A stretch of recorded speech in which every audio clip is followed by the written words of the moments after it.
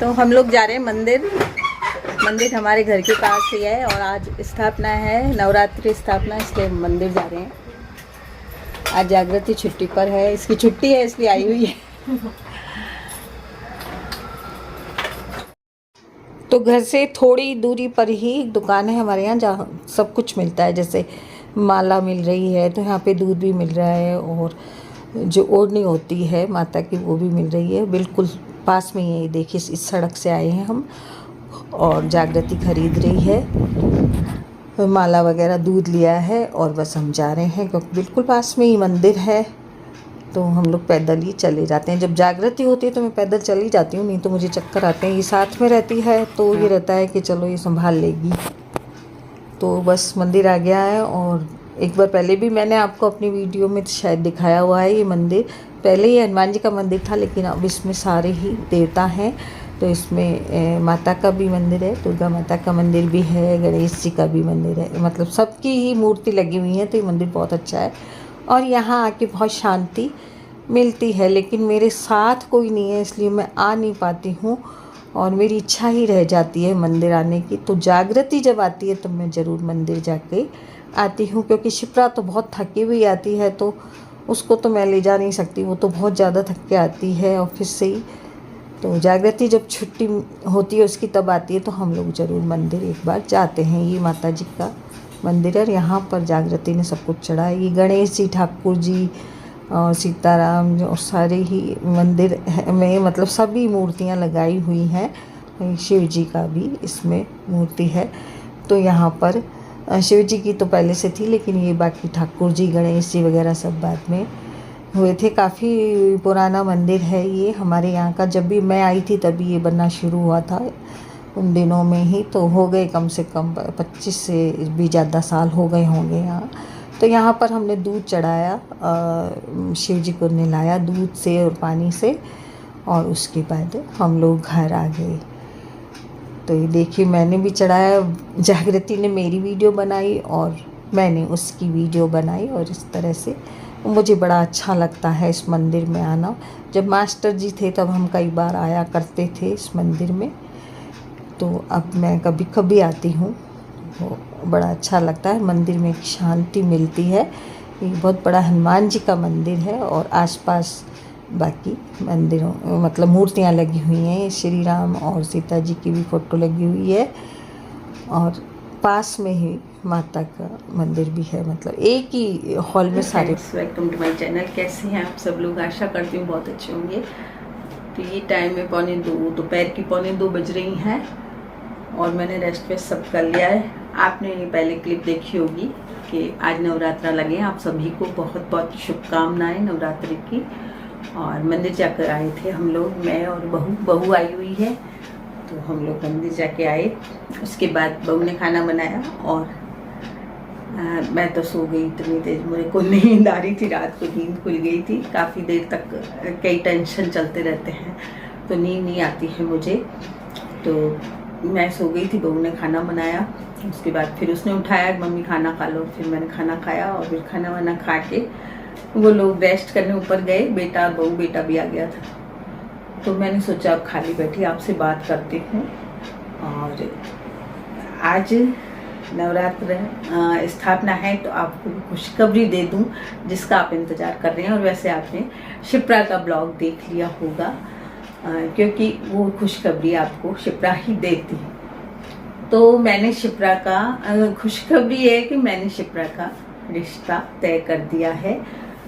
दूसरी बार मतलब उसका रिश्ता तय कर रहे हैं और ये एक बहुत बड़ी हिम्मत का काम है और बहुत दिल पर पत्थर रख कर भी करते हैं हम कोई काम कि हम पिछली यादों को नहीं भुला सकते हैं।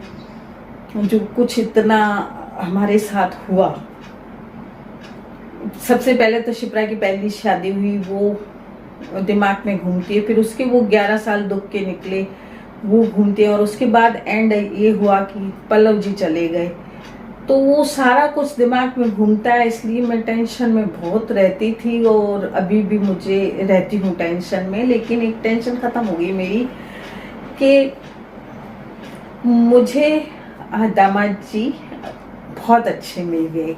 तो उन सारी चीज़ों को भुलाकर जो एक नया कदम उठा रहे हैं हम सभी मिलकर, मैं, मेरा बेटा, बहू शिप्रा, अथक, प्राची, नकुल जी, नीलू, हम सब ने सोचा इस बारे में, तो काफ़ी कुछ हम सबको ही सब कुछ सोच कर ये कदम उठाना पड़ा कि मेरी परिस्थितियाँ बदल गई थी बहुत कुछ। जैसे कि मास्टर जी चले गए तो मैं अकेली रह गई। उसके बाद हो गई बहू की नौकरी बाहर हो गई, यानी जोधपुर चली गई बहू एकदम। मास्टर जी के जाते ही जनवरी में मास्टर जी गए, फरवरी में बहू चली गई। यहाँ पर रह गए हम दो, मैं और क्षितिज। तो दोनों घरों को संभालना मेरे लिए बड़ा मुश्किल हो गया, क्योंकि अकेला रह के क्षितिज भी डिप्रेशन में आ रहा था। वो रात रात को सोता नहीं था, क्योंकि एकदम घर खाली हो गया। उसकी पत्नी चली गई, मैं जाती ही थी शिप्रा के पास, पापा चले गए, तो थोड़ा वो डिप्रेशन में आ गया। और ऐसा हुआ कि वो डिप्रेशन में आके अपनी बड़ी बहन से, जीजा से बात करता, रात को घर को दिखाता वीडियो कॉल में कि देखो घर कैसा हो गया, कुछ भी नहीं रहा घर में। तब एक दिन प्राची और नकुल जी ने मुझे कहा कि मम्मी कुछ दिन आप क्षितिज के पास सो, क्योंकि वो डिप्रेशन में आ रहा है। मैं यहाँ आ गई फिर सोने। काफी टाइम मैं यहाँ सोई क्षितिज के पास, लेकिन फिर शिप्रा और अथक अकेले हो गए वहां। वो बहुत कोशिश करते थे कि वो सो जाए अकेले, लेकिन उनकी रात की नींद हराम हो गई, क्योंकि वो अकेले डरने लगे। जब तक मैं थी तब तक ऐसा कुछ नहीं था, लेकिन जब मैं यहाँ आ गई तो वो दोनों डर डर के सोते। मुझे नहीं कहते थे, लेकिन वो डर डर के सोते थे। उन्हें रात रात को नींद नहीं आती थी। तो मैंने वापस वहां पर जाना शुरू किया कि मैं वापस आ जाऊंगी। क्षितिज ने बोला अब मैं सो जाऊंगा अकेला,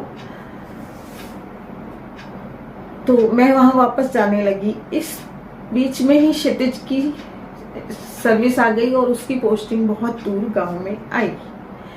आपने मेरी रील देखी होगी कि मैं उस गांव गई, उसको ज्वाइन करवाने गई जहां उसकी पोस्टिंग आई थी। वहां गई तो मेरा दिमाग खराब हो गया। अभी भी मेरा खराब रहता है कि बहुत दूर है वो गांव, बहुत दूर, जहां से अप डाउन करना बड़ा मुश्किल है। तो हमने एक बार सोचा कि वहां रह लें हम। वज्जू गांव है जहां पे हमने सोचा कि वहां एक रूम लेके रह लें, और फिर वहां से वो बिजेरी गांव और जाना पड़ता है उसको 40 किलोमीटर। तो हमने ये सोचा कि हम वज्जू में रह लें और 40 किलोमीटर फिर वो वहां से चला जाए, क्योंकि डेली अप डाउन करना बड़ी मुश्किल की बात थी। एक ही दिन के अपनी कार में जाते हैं तो 1500 रुपये लग जाते। तो ये जो हमारी सोच थी वो भी नहीं चली, क्योंकि शिप्रा यहाँ अकेली थी। तो मैं शिप्रा को एक रात भी अकेली नहीं छोड़ सकती थी। तो जब ऐसी परिस्थिति आई मेरे साथ, तो मैंने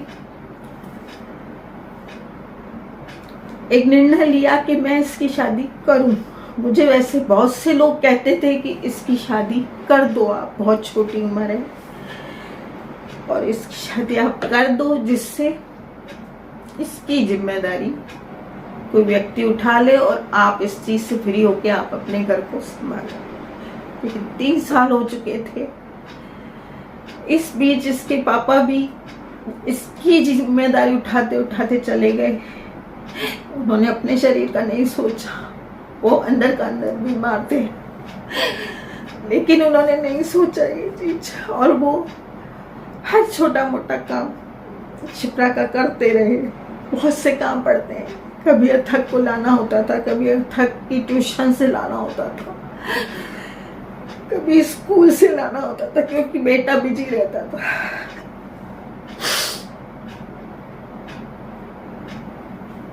एक बार वो स्कूटी से गिर गए बुरी तरह से अथक को लाते हुए। अथक को तो कम चोट आई, लेकिन उनको बहुत ज्यादा चोट आई। पूरे हाथ पैर उनके छिल गए। उस दिन के बाद उनको हमने भेजना छोड़ दिया कि आप नहीं जाओगे। तो धीरे धीरे उनका शरीर जा रहा था और हमको समझ नहीं आ रहा था, क्योंकि हम अपनी बच्ची को उठाने में ही लगे हुए थे कि इसका ये कर दें, इसका वो कर दें, इसके बच्चे को संभाल लें, इसको संभाल। इस बीच चले गए मास्टर जी।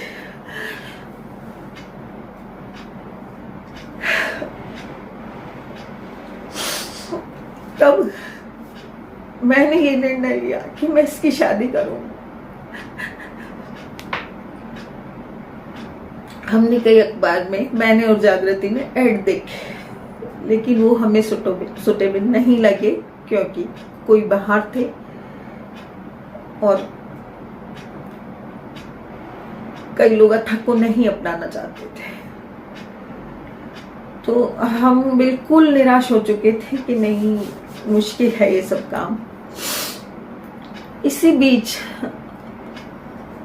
शिप्रा ने अपनी फ्रेंड के कहने पर एक ऐप में अपनी आईडी बनाई। उसकी फ्रेंड ने बोला कि अब आपको शादी करनी पड़ेगी, नहीं तो नहीं चलेगा। जब आपकी घर की जो परिस्थितियां हैं उस हिसाब से नहीं चलेगा और आपकी बहुत छोटी उम्र है। शिप्रा रोती रही। 3 साल से वो पल्लव जी के लिए रो रही है और अब भी रो रही है। तो फिर उसने बातों ही बातों में ऐप बना लिया। ऐप में एकदम ही जो अभी के ससुर जी हैं शिप्रा के, उन्होंने जय श्री कृष्ण किया। शिप्रा ने भी जवाब दे दिया, जय श्री कृष्ण। उसी वक्त उन्होंने अपने बारे में बताया, अपने बेटे के बारे में बताया शिप्रा को, और शिप्रा की भी जानकारी ली और फिर फोन नंबर लिए और फिर एक दूसरे से जानकारी की हम लोगों ने कि भाई क्या चीज है, उनकी क्या परिस्थितियां हैं, हमारी क्या परिस्थिति। उन्होंने हमारी हर शर्त को माना। हमारे दोहिते यानी मेरे दोहिते को अपनाया। उन्होंने कहा कि मैं इसको अपना पोता बनाकर ले जाऊंगा, इसको एडॉप्ट करूंगा, मैं आपकी बेटी से अपने बेटे की शादी करूंगा, आप जो कहेंगी वो मैं करूंगा। उन्होंने हमारी सारी शर्तों को माना। शर्त नहीं थी हमारी मजबूरियां थी। अथक हमारी मजबूरी थी, शिप्रा मेरी मजबूरी थी, मेरी जिम्मेदारी थी। हमारी जो मजबूरियां थी, हमारी जो जिम्मेदारियां थी, उनको उन्होंने बिल्कुल ओढ़ लिया अपने ऊपर। एक ही दिन में उन्होंने कहा, एक साड़ी में आप शिप्रा को भेजेंगी, हम आपसे कुछ भी नहीं लेंगे और अथक को उतना ही हक मिलेगा जितना एक सगे दादा की प्रॉपर्टी में मिलता है। हमें और क्या चाहिए था।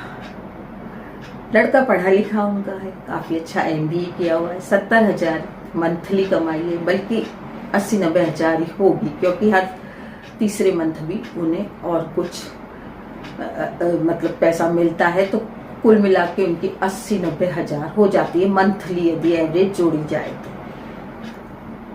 इतनी कमाई वाला लड़का कहाँ मिले हमें।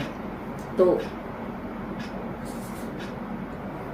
ये सब बातें देखते हुए मैंने शिप्रा से बोला, मैंने जोर दिया है, मैं इसमें कहीं डरूंगी नहीं, और मैं सबको बता रही हूँ इस बात को कि मैंने शिप्रा को बोला, इस लड़के को तुझे हाँ करनी है किसी भी परिस्थिति।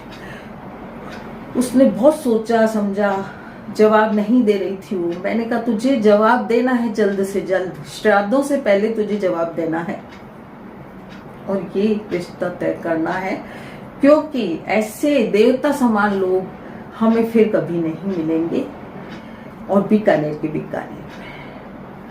तो ये जो रिश्ता हुआ है मेरी रजामंदी से हुआ, मेरे घर वालों की रजामंदी से, हम जो 5 है, मेरे पेट के जो बच्चे, उनकी रजामंदी से हुआ।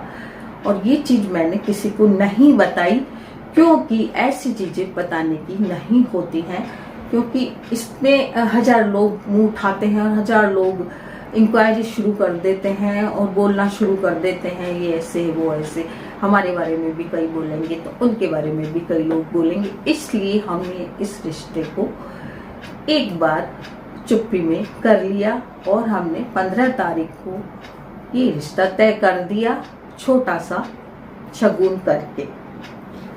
इसमें मेरी बड़ी बेटी भी नहीं आ सकी क्योंकि सब कुछ जल्दी में हुआ, तो उसको भी हम नहीं कहा तो था हमने आने को, लेकिन वो इतनी जल्दी में नहीं आ सकी। उसने बोला मम्मी अभी कर दो इस चीज को, मैं तो फिर आती रहूंगी, शादी में आ जाऊंगी, लेकिन रिश्ता हाथ से नहीं जाना चाहिए।